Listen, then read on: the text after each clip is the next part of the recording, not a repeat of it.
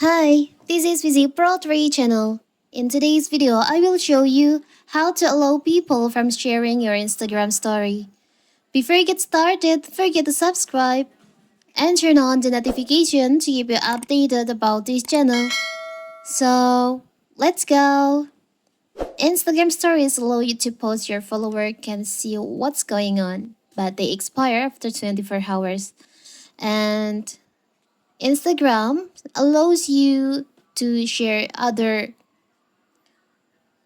people Instagram story to DM or even they repost the uh, story. So how to do it is so simple. On my previous video, I've shown you how to stop people from uh, sharing your Instagram story. Now, if you want to allow it, how to do it? So first of all, of course, we have to open our Instagram. Now you can just tap on your profile. Tap on the upper right corner, the three lines over here. You can scroll down, you can see there is an option sharing. You can just tap on that. Now there is an option stories that they are mentioning. You can allow by tap on the toggle on here. So when this feature is active, you allow people that you mention in story to share it with their audience for an additional 24 hour.